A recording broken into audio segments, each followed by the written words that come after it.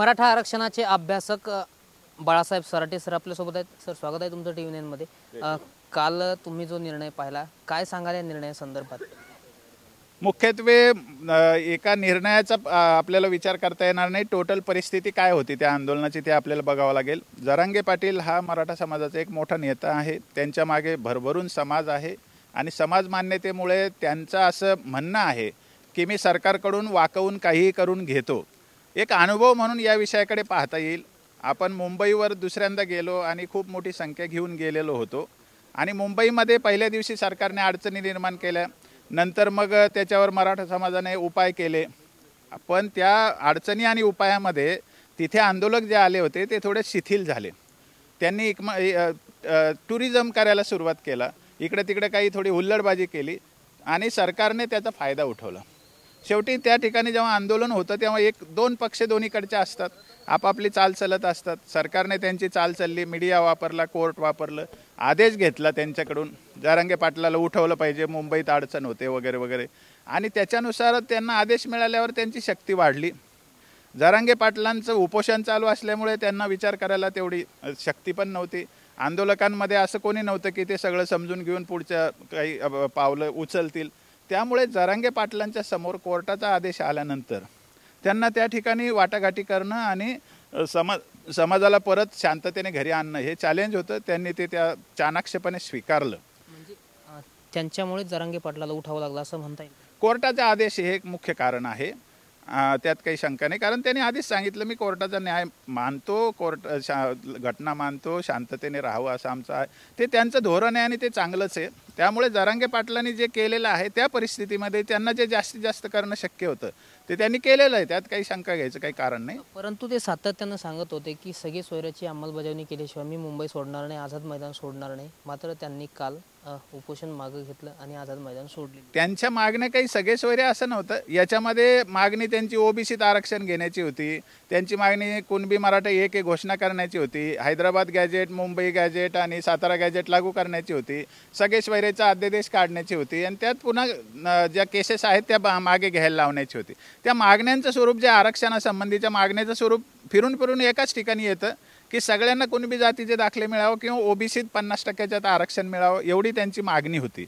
परंतु आत्ताच्या परिस्थितीमध्ये त्याची कोणती मागणी आपल्याला पदरात पडू शकेल याच्याबद्दल त्यांनी ज्येष्ठ वकिलांकडून किंवा आणखी आमच्यापेक्षा खूप जास्ती ज्यांनी केसेस लढवलेल्या आहेत अशा माहितगारांकडून त्या मागण्या घटनेत बसून घ्यायला पाहिजे होत्या आणि त्याचा व्यवस्थित ड्राफ्ट करून सरकारपर्यंत त्या पोचवायला पाहिजे होतं की या परिस्थितीत हे तुम्हाला शक्य आहे, तुम्ही खोटं बोलताय. आणि आता असं लक्षात आलं की जरांगे पाटलांनी मागण्या केल्या आणि माझ्या मागे कोटी कोटी समाज आहे, मग तुम्हाला वाकावंच लागेल. ही भूमिका जरांगे पाटलांची आंदोलनाची राहिल्यामुळे सरकारने त्यांना मग फसवलं. सरकारने कोर्टात गेले, मीडियाचा फायदा घेतला, बातम्यांचा फायदा घेतला आणि त्यांच्या विरुद्ध आदेश घेऊन आले. आणि जेव्हा आदेश घेऊन आले तेव्हा मग जरांगे पाटलांना जास्त काही बोलण्यासारखं राहिलं नव्हतं. त्यांनी जो ड्राफ्ट दिला तो सगळ्यासमोर स्वीकारणं याच्या पलीकडे जरांगे पाटलांच्या हातात तरी काय होतं. म्हणजे थोडक्यात त्यांचं आंदोलन गुंडाळण्यात आलं असं म्हणता येईल. गुंडाळणं मी म्हणणार नाही. त्याचं कारण दोन पक्ष असतात, ते आपापल्या पद्धतीने कार्यवाही करत असतात. प्राप्त परिस्थितीत आपल्याला जे स्वीकारायला लागतं ते स्वीकारायला लागतं. गुंडाळणे वगैरे ह्या ज्यांना आंदोलन करायची माहिती नाही ते म्हणू शकतात. जेव्हा कोटीचा समाज जातो, लाखोचा समाज जातो, त्याला शांत ठेवणं, त्याला परत घरी पाठवणं हे नेत्यासमोरही एक चॅलेंज असतं. त्यांना जे करता आलं त्यांनी केलं. सरकारला त्यांची चाल चालून आंदोलनाच्या विरुद्ध करायचं होतं ते सरकारने केलं. दोन्ही पक्ष एका वेळेला यशस्वी झाले असं या ठिकाणी म्हणता येऊ शकतं, कारण लोक शांततेने घरी आली. कुठलाही अनुचित प्रकार त्या ठिकाणी घडला नाही.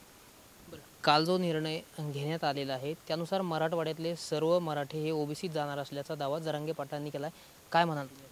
नाही, हा कालचा GR जो आहे त्याच्यानुसार सगळ्या मराठा समाजाच्या नागरिकांना कुणबी जातीचे दाखले मिळतील का? मिळणार आहेत असं कलेक्टर साहेब किंवा ते दाखले देणारे जे अधिकारी असतात ते किंवा मुख्यमंत्री यांनी म्हणून दाखवावं. ते हे म्हणणार नाही ना, कारण त्या GR मध्ये तसं काही नाही आहे. हैदराबाद गॅजेट लागू करतो आहोत हे वाक्य फक्त त्यांनी वाक्यासाठी ठेवलेले. जेव्हा दाखला द्यायची वेळ येते तेव्हा कागदपत्रच द्यावे लागतात. तर कागदपत्रामध्ये त्यांनी काय सूट दिली किंवा 67 पूर्वीच्या पुराव्यासाठी शेतीचे जर दाखले नसतील ते गोंधळात टाकण्यासाठी लिहिलं आहे. ते सगळ्या जातीसाठीच असतं. तर त्यासाठी प्रतिज्ञापत्र दिलं तरी चालेल, मी महाराष्ट्रातच राहतो आधीपासून, ते सगळ्यांनाच लागू असतं. त्याच्यामुळे त्या 67 पूर्वीच्या पुराव्यात मराठ्यांना काही प्रॉब्लेम नाही ना, मराठे महाराष्ट्रातलेच आहेत ना, त्यामुळे त्या 67 पूर्वीच्या पुराव्याच्या आणि त्या सुटीचा काहीच संबंध नाही, त्याला काही अर्थ नाही. आता जेव्हा कुणबी दाखला घ्यायचा तर नोंदीचा प्रश्न जेव्हा येतो तेव्हा याच्यामध्ये प्रश्न आहे की ज्याच्याकडे नोंद नाही त्याला मिळणार का. तर मला उदाहरणाने असं सांगायचं आहे, समजा मी सराटे आहे, आमच्या सराटे आडनावात कोणाकडे कुणबी नोंद नाही, माझ्या गावातच माझी आत्या राहते, त्यांचं आडनाव वेगळं आहे, त्यांच्याकडे नोंद आहे, त्याचा फायदा आम्हाला मिळणार नाही. माझं ज्यांच्याकडे आता माझी पुतणी दिली समजा, त्यांच्या घरात नोंद आहे पण त्याच्या नोंदीचा आम्हाला फायदा नाही मिळणार. सराटे आडनावामध्ये कोणाची तरी नोंद असली तर सगळ्या सराट्यांना फायदा मिळेल असा त्या जी आरचा अर्थ आहे. त्याच्यामध्ये समजा 100 घरं सराट्यांची असली तर सगळ्यांची वंशावळ जुळत नाही, मग त्याच्याला ते डॉक्युमेंट द्यावे लागतात, ते उपलब्ध नसतात. म्हणून मग ती समिती नेमली, समितीने चौकशी करायची गावात जाऊन की हे एका कुळातले का एका रक्ताच्या नात्याचे का यांचे संबंध आहेत का, मग त्याच्यानुसार ते सकारात्मक पाऊल उचलू शकतात. तर सर्टिफिकेट देण्यामध्ये फॅसिलिटेशन, सौकार्य आणण्यासाठी त्या कमिटीचा उपयोग होईल. गेल्या वेळी वाशीवरून वापस फिरले, आता काल देखील गुलाल घेतलेला आहे, मग कुठेतरी फसवणूक झाली असं म्हणता येईल.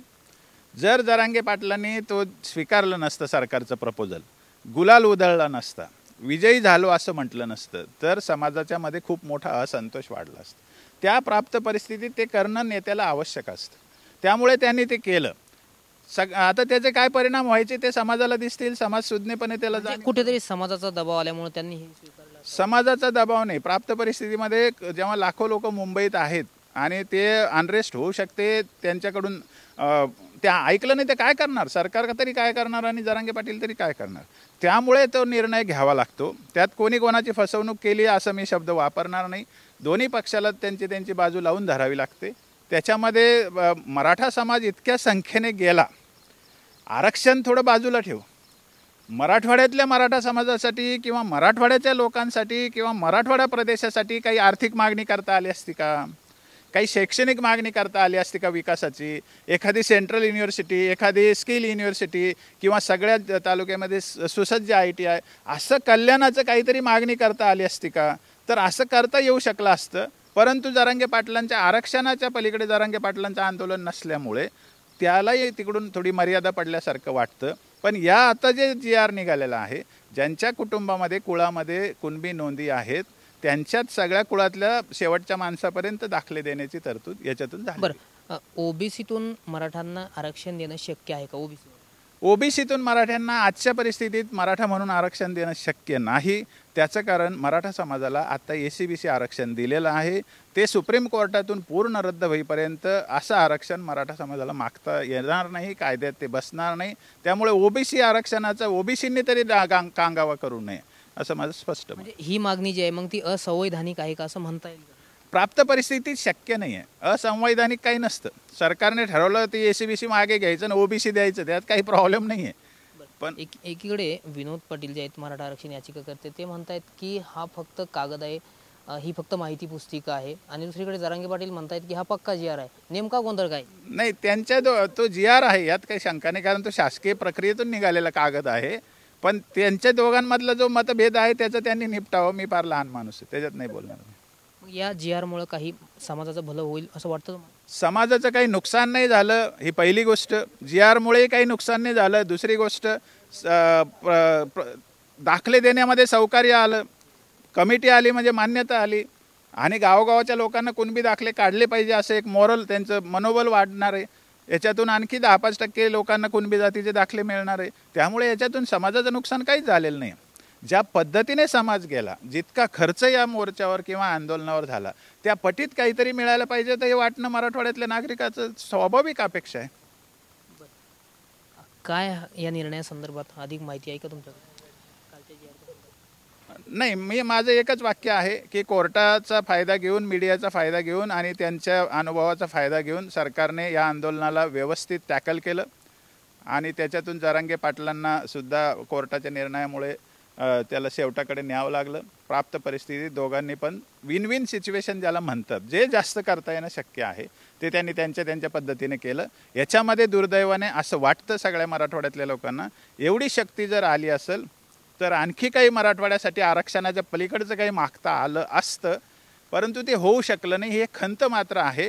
पण मुंबईमध्ये महाराष्ट्रातला मराठा समाज गेल्यामुळे मुंबईला ही जी समज झाली होती की मुंबई आमचीच आहे, मराठी माणूस इथून हद्दपार झालेला आहे, तर महाराष्ट्रातल्या मराठ्यामुळे मुंबईला जाणीव करून दिली गेली की होय महाराष्ट्र मराठ्यांचा किंवा मराठी माणसाचा आहे. तर नक्कीच आपण पाहतोय की हे होते मराठा आरक्षणाचे अभ्यासक बाळासाहेब सराटे. कालचा जो निर्णय आरक्षणाच्या संदर्भात आलेला आहे त्यावरती त्यांनी आपलं मत या ठिकाणी व्यक्त केलेलं आहे. कॅमेरा पर्सन हर्षल निकम सोबत मी रामनाथ ढाकणे, TV9 मराठी, छत्रपती संभाजीनगर.